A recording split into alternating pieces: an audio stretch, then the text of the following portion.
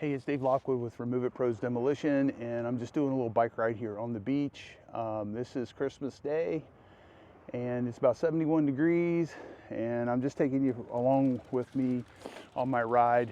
There's a lot of people out on the beach today, and we're heading on down towards the Margaritaville. So this pipe right here is coming all the way from, the pipe is actually coming from the dredging rig, which is right outside of the, Times Square area. So you go about 1.5 miles offshore and that's where it's at. So this pipe is actually buried for a good portion. A lot of it's still exposed. But it's part of the beach renourishment. The beach renourishment down there by Leonardo Arms and the beach, Estero Beach Club, at the Beach and Tennis Club is,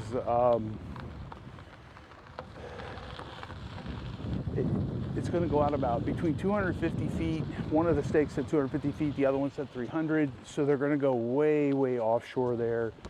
And they're bringing in, looks like, from the current beach elevation, looks like they're bringing in about 3 to 4 foot of fill.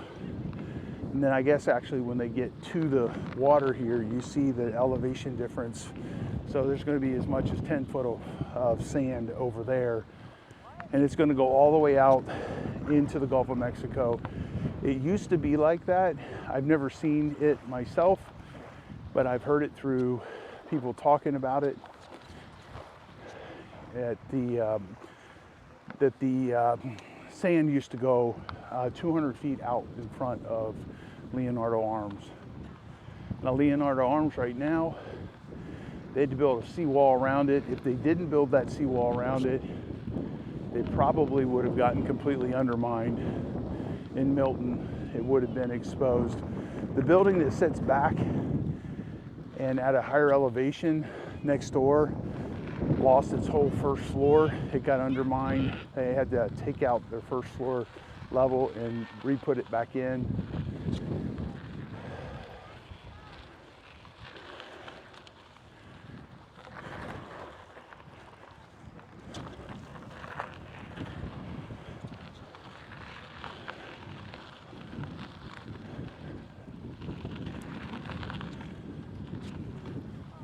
Pardon me.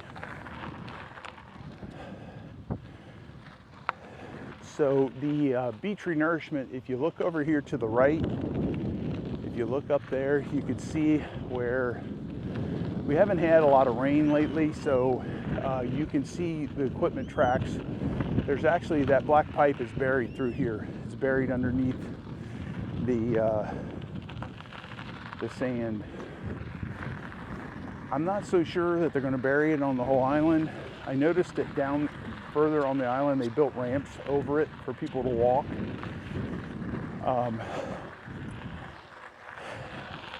From what I understand, Lee County is one of the few areas, if you're seeing dogs on the beach, where you're allowed to have dogs on the beach. Hi there.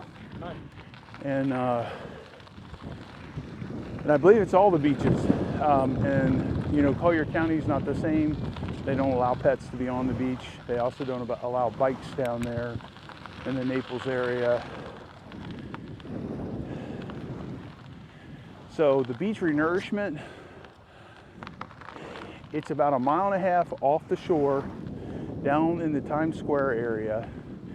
They're bringing the water, or bringing the sand, water mixture in these big pipes. They're about a foot in diameter. They're kind of heavy. When they're heavy, they sink, they don't float. So you can get your boats, get the boats right across them. And they're bringing it all the way into the beach. And then I counted 3 little auxiliary pumps that are diesel driven that are going to be helping to push the sand high and water mixture all the way up here. So you can see the pipe here just coming back out of the ground here. I don't know that they're going to bury it the rest of the way. I'm not sure. I know that potentially they're going to be running out of time. Turtle season, gosh, I don't even remember when turtle season starts. I should know that by now. But anyway, turtle season's coming, and then they're not going to be able to do this stuff on the beach at the same capacity that they're doing it now. I don't know how much it affects them. I was just hearing the mayor talk to Ryan about that, and Ryan, they were talking about it in another direction. I'm not sure how long they're going to be impacted. I don't know if they're going to have to stop, but I know that Carlos Point, which is the most southern part of this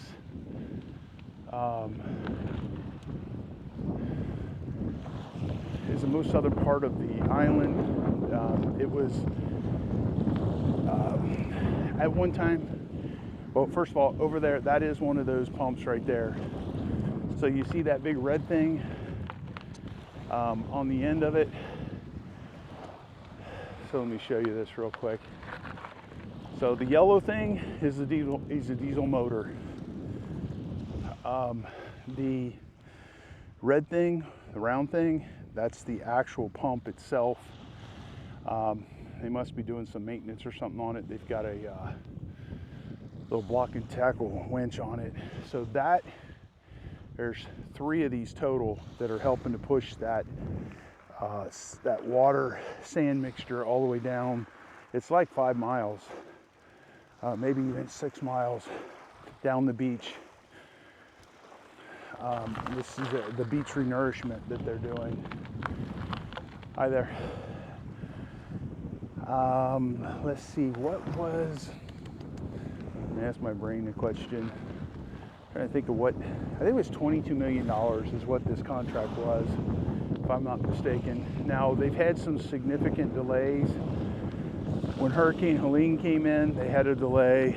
When Hurricane Milton came in, they had another delay. When they had Hurricane Debbie come in, they had another delay. So how much longer is it going to take? I don't know. The Wyndham is a little bit of an eyesore here. People are sick and tired of seeing it. Hi there.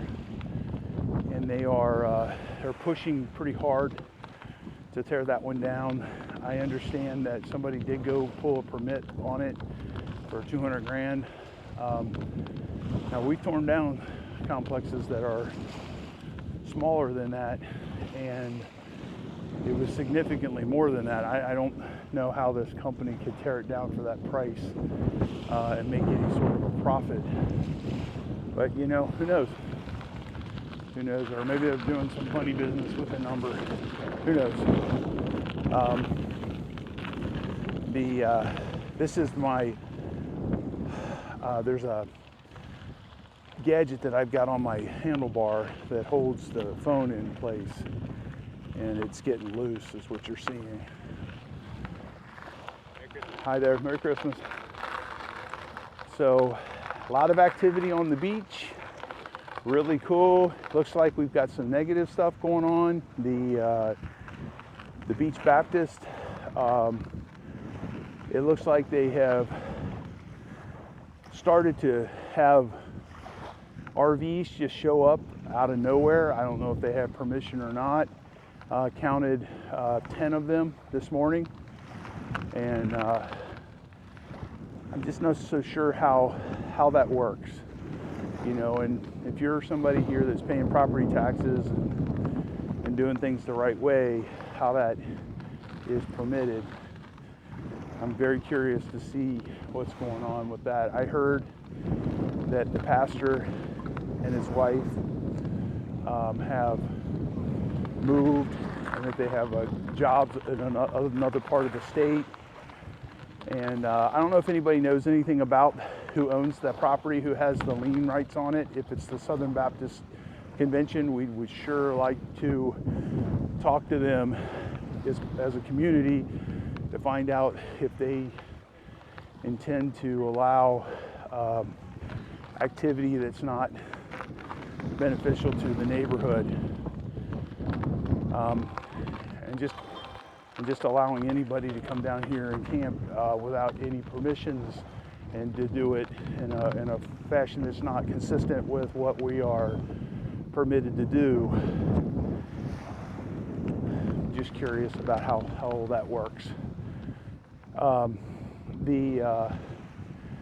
That church, I don't know if you know the history on that, but Shawn is the guy that runs it, and he's been the preacher that preaches with no shoes on.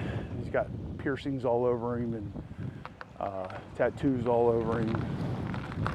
And at one point in time, he was painting his toenails, which, you know, a lot of us think that's just wondering about how all that plays out in the Christian world. So, at any rate, I hear that he has, he's in school to become a nurse, and I think that would be a good thing for him. I mean, I like Shawn. I like him a lot. I know that he has been at odds with the town repeatedly over the years, and the church didn't have any insurance when this hurricane hit, so they ended up bulldozing the church, and then they bulldozed what his personal residence was that he was living in. There was some rumors that they sold the property. I noticed on the tax records that it has been split, but I haven't seen whether or not it actually closed. So that's just something we need to look out for. And I just don't know if it's okay. I mean, if he's permitted to have an RV park there, then so be it. But if he's not, you know, it's not cool to all the neighbors down there. It's not cool to have transient people in and out over there. It's just not cool, you know? You gotta, you know, it's the golden rule stuff. You gotta think about your neighbors. You know, it's like one day your next door neighbor decides he's gonna let people camp in his front yard. Is that cool? Is that something that should be allowed? I don't know. So anyway, back to the beach renourishment. So I'm heading down the beach. It's a nice, beautiful day, about 71 degrees. And if you look over here, if you notice, you see the piping. Well, that piping is part of the beach renourishment. We're coming up to the Strand View. We tore the Strand View down. It's a 7-story structure that we tore down. It's right kind of kitty corner from Publix. These buildings right here, all of these 5-6 buildings, not one of them hasn't one person living in them. They're all been impacted significantly by Hurricane Ian, and then again by Helene, and again by Milton. I don't know how much impact those had on these last 2 storms, because I don't think they're far enough along that it would have impacted them. I am noticing some stuff going on that I think is kind of bizarre from a builder standpoint. I'll give you an example. You see that building back right there with all those HVAC systems? They put them back in at grade. Hurricane Ian would have been 6 foot over them. Hurricane Milton would have been pushing them. So those are, I don't know. You would think that they'd put them on the roof or something to get them so that they're not going to get damaged again. So if you look at the NOAA site and you look up the history of all of these storms that have come in over since the I think it's the 1860s, if I remember correctly. So basically, this isn't even a bad hurricane season on average, what we had in the last few years. Now, the fact that it impacted us directly almost 5 times in a short period of time, talking 26, 27 months, is it's no fun. So, and Hurricane Ian was a knockout punch. So we're rebuilding the whole community. There's a lot of divisiveness going on right now, a lot of aggravation. There's the pro development people, and then there's the people who want Fort Myers Beach to stay like it was, which, I mean, God's honest truth is you couldn't do that if you wanted to.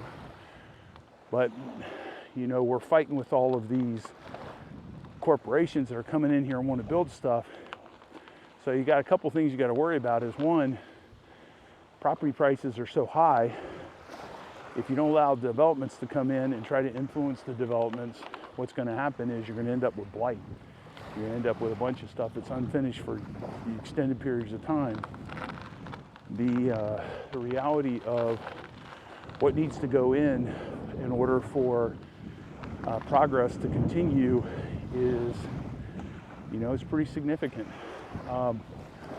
The question is, they're not going to stop coming, and how long is it going to take?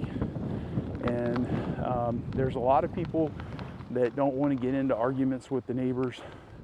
There's a lot of people that can't afford to live here anymore. They inherited their houses and they can't afford to live here.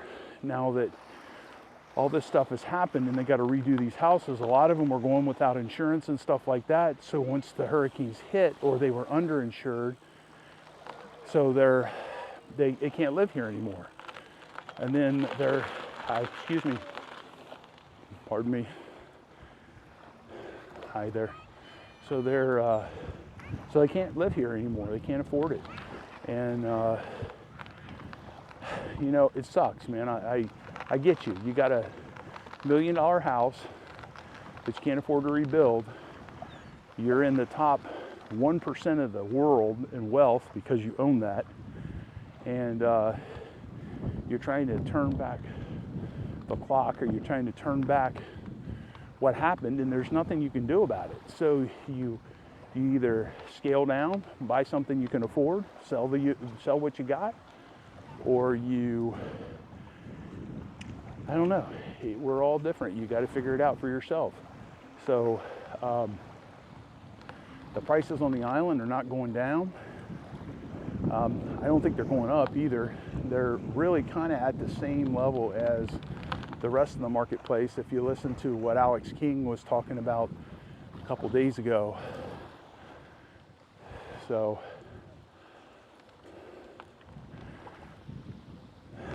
at any rate, he was saying that Fort Myers Beach has got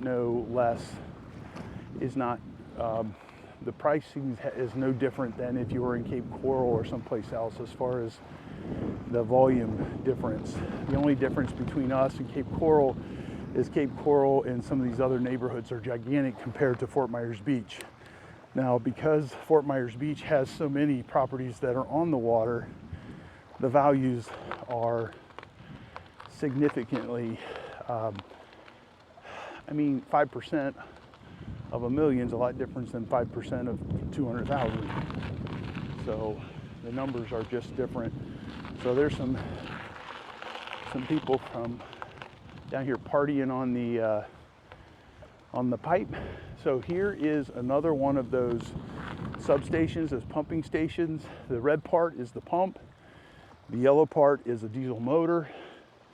There's going to be a big old tank that's hooked up to that thing, so it runs nonstop. It's going to be freaking noisy as all get out. And they're sucking the water in all the way from Times Square all the way down to Leonardo Arms, which is in excess of 5 miles. It's a long ways. So it looks like they're getting pretty close to being ready for that. I heard from Dan Allers a few weeks ago that they are, as soon as they get past the Lani Kai, it looks like they're pretty much past the Lani Kai, they're going to bounce on down here and get these buildings that are in serious jeopardy of future storms. The storms, for example, if there was 200 foot of sand in front of the Leonardo like it used to be, they wouldn't have had their buildings undermined.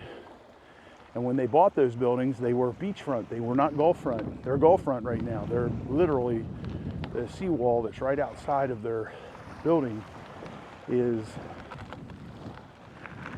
right there. The water's right there all the time.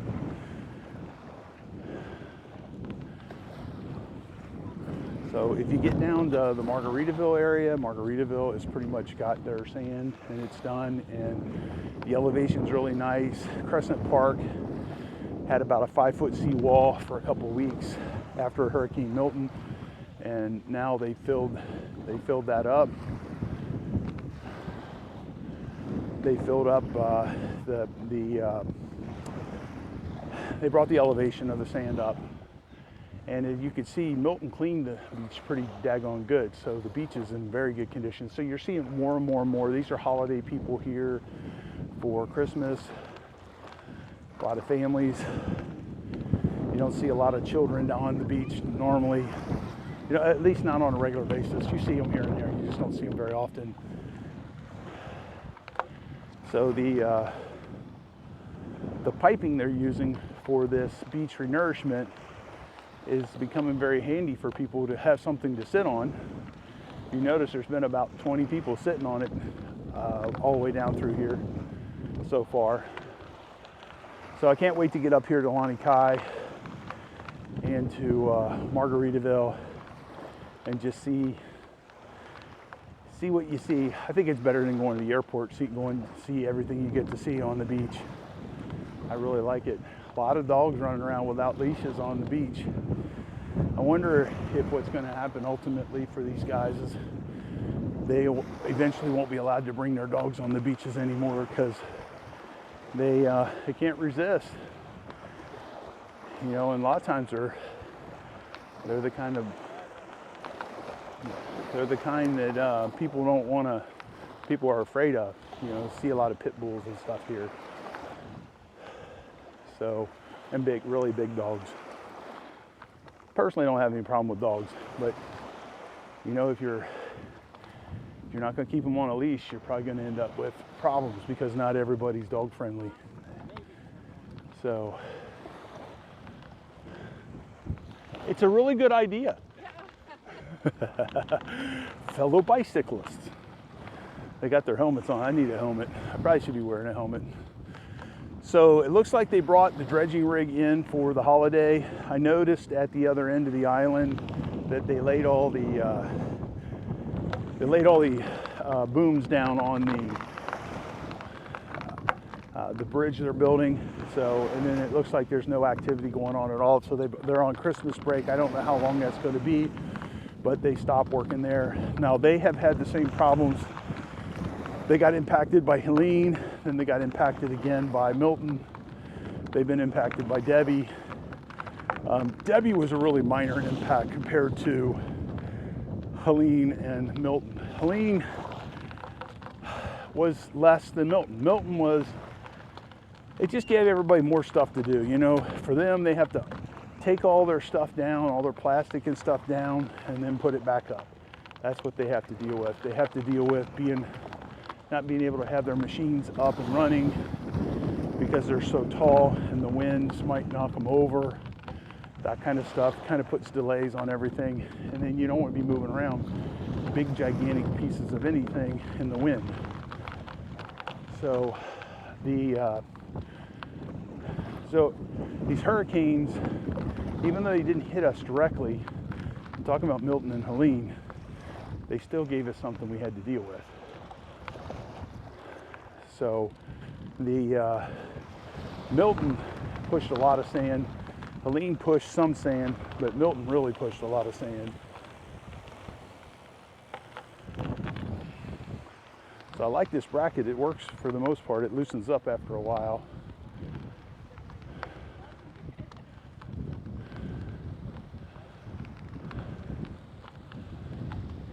So here we come. We're coming up into the downtown area of Fort Myers Beach. So that dude is about 6 to 7 foot tall. Oh my God. So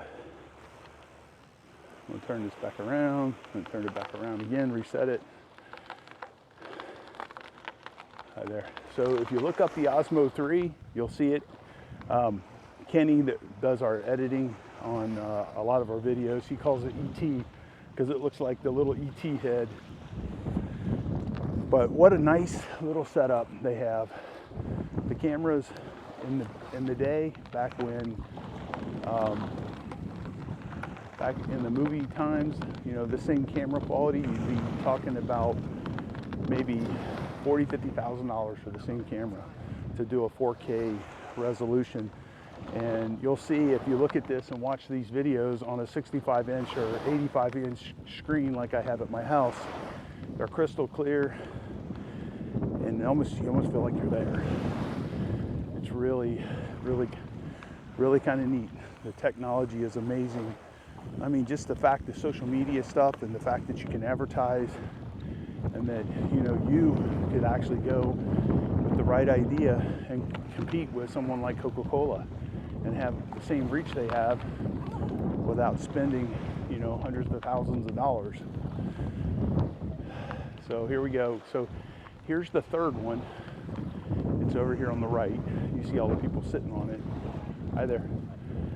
And so that is the other pumping station. And if you look down there in the distance, you can see the Lani Kai, you see the Margaritaville. So these things right here, if you notice that red gizmo there that's connected to it, the yellow thing is a motor, the red thing is the actual pump. And again, those things, they're not going to be quiet when they fire them up. You're going to hear it all over the island. They're pretty. You know, you're not supposed to have electric bikes on the beach either. So, well, at any rate, I don't follow all the rules either. But I'm just like, at least they're being courteous and not going 25 miles per hour. There you go. You don't normally see little old ladies from Pasadena doing the little metal detecting. Matter of fact, I think it's the first time I've ever seen a woman doing it. Good for her, man. Must be something to it, because there's a lot of guys that do it over and over and over. Some of these guys, there's 4 or 5 of these guys, they're in here all the time doing this stuff. Look at the little baby.